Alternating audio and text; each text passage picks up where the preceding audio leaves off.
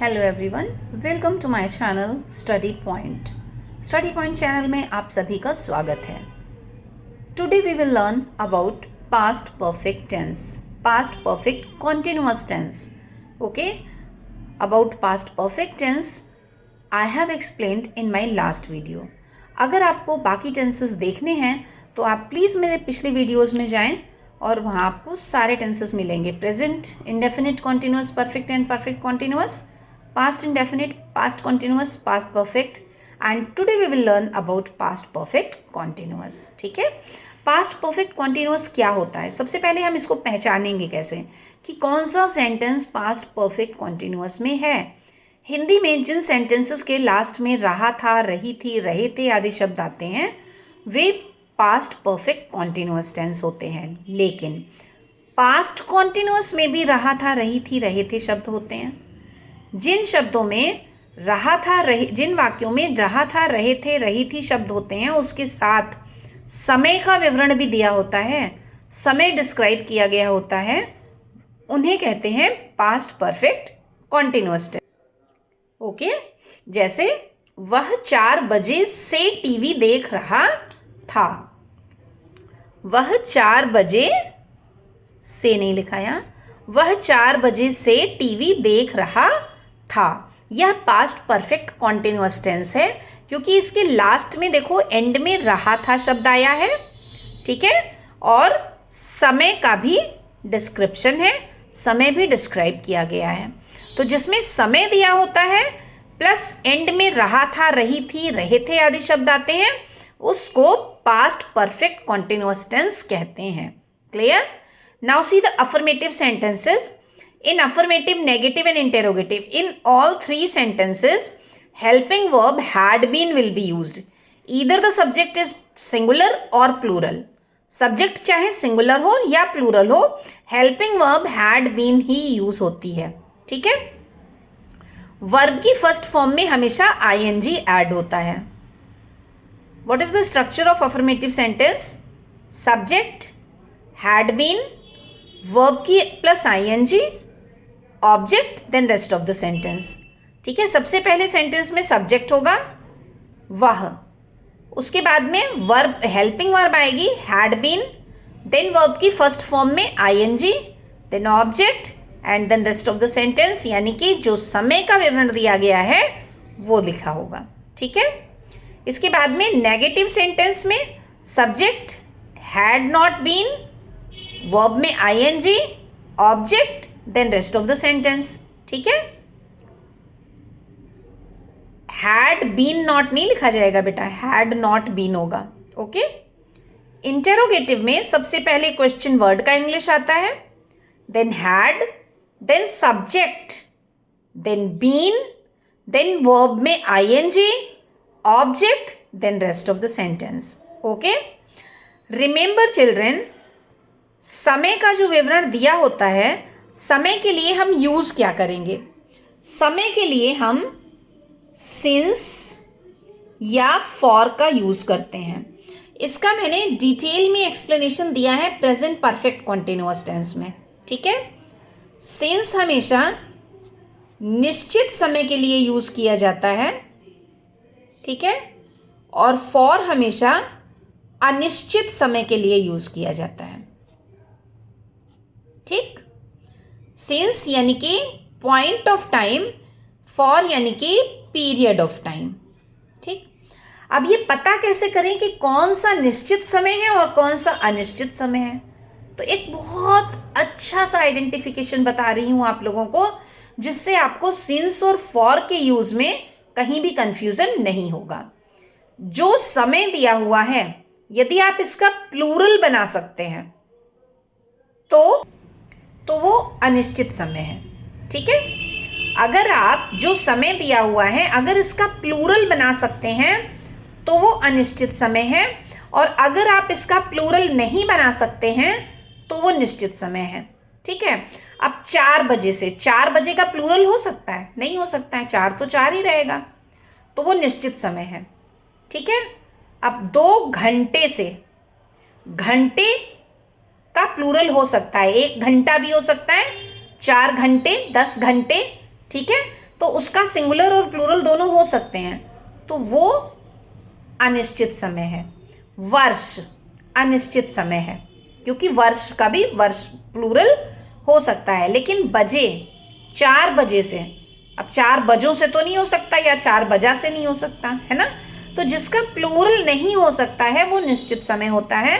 जैसे कि मंडे का प्लूरल हो सकता है, दिन का प्लूरल नहीं हो सकता है। सुबह, शाम, इवनिंग, मॉर्निंग, नाइट, इनका भी प्लूरल नहीं हो सकता है। तो जिनका प्लूरल नहीं हो सकता है वे निश्चित समय होते हैं, और जिनका प्लूरल बन सकता है, जिनका प्लूरल हो सकता है, वो अनिश्चित समय होता है। ठीक है। Now see few sentences for translation कि पास्ट परफेक्ट कॉन्टिन्यूअस टेंस के सेंटेंसेस को अगर हिंदी में सेंटेंस हैं तो उनको इंग्लिश में कैसे ट्रांसलेट किया जाए। बेटा अगर हिंदी से इंग्लिश में ट्रांसलेशन आ गया तो स्पोकन भी आपका बहुत अच्छा हो जाएगा, इंग्लिश स्पीकिंग में भी आपको प्रॉब्लम नहीं होगी, आप बिना किसी ग्रामेटिकल एरर के अच्छी इंग्लिश बोल सकते हैं। ठीक है। फर्स्ट सेंटेंस देखिए, हम सोमवार से स्कूल जा रहे थे। सबसे पहले सब्जेक्ट आता है we, then helping verb had been, we had been going to school। सोमवार का प्लूरल नहीं हो सकता है, बहुवचन नहीं हो सकता है, तो ये निश्चित समय है, इसलिए सिंस आएगा, since Monday. Okay, we had been going to school since Monday। See the next sentence, Netaji 2 घंटे से भाषण दे रहे थे।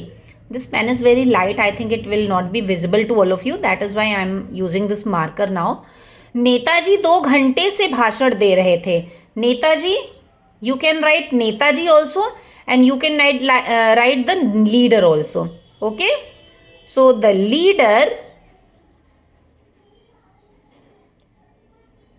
had been, helping verb, the leader had been, भाषण देने की इंग्लिश होती है deliver the speech।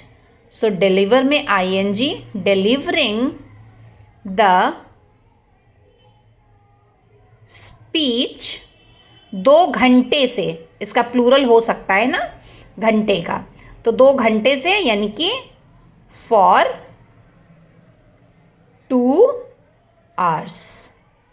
ओके। वह 3 बजे से स्टेज पर गाना नहीं गा रही थी। नेगेटिव सेंटेंस, नहीं गा रही थी यानी कि गर्ल है, तो she had not been, she had not been singing a song, she had not been singing a song on the stage 3 बजे। 3 बजे निश्चित समय है, so we will use since 3 o'clock। Clear. मैं सुबह से पार्क में टहल नहीं रहा था। I had not been walking in the park सुबह से, निश्चित समय since morning। क्या वह लड़की 1995 से यहाँ रह रही थी। जब क्या वाक्य के शुरुआत में आता है तो हेल्पिंग वर्ब से ही हमारा सेंटेंस स्टार्ट होता है। हैड वह लड़की, that girl, had that girl been living here 1995 निश्चित समय है, since 1995 question mark। had that girl been living here since 1995? अध्यापक सुबह से क्या पढ़ा रहे थे।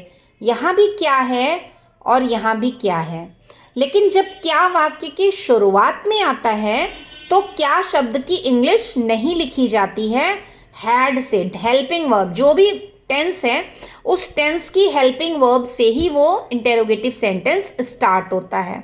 ठीक है, लेकिन जब क्या वाक्य के बीच में आता है तो सबसे पहले क्या शब्द की इंग्लिश लिखी जाती है, then helping verb had, then subject the teacher, what had the teacher been teaching, सुबह से, निश्चित समय since morning, what had the teacher been teaching since morning. See all the sentences once again. हम सोमवार से स्कूल जा रहे थे, We had been going to school since Monday. Netaji 2 घंटे से भाषण दे रहे थे. The leader had been delivering the speech for 2 hours. वह 3 बजे से स्टेज पर गाना नहीं गा रही थी. She had not been singing a song on the stage since 3 o'clock. मैं सुबह से पार्क में टहल नहीं रहा था. I had not been walking in the park since morning. क्या वह लड़की 1995 से यहाँ रह रही थी? Had that girl been living here since 1995? अध्यापक सुबह से क्या पढ़ा रहे थे? What had the teacher been teaching since morning? Okay? So I think past perfect continuous tense is clear to all of you. Please comment me all the examples, one example of affirmative, negative and interrogative in the comment box. And if you are new to the channel, then please subscribe it, comment, share and like it. Thank you so much children. For today only this much. You will get the next video tomorrow very soon. Now till then, bye bye everyone.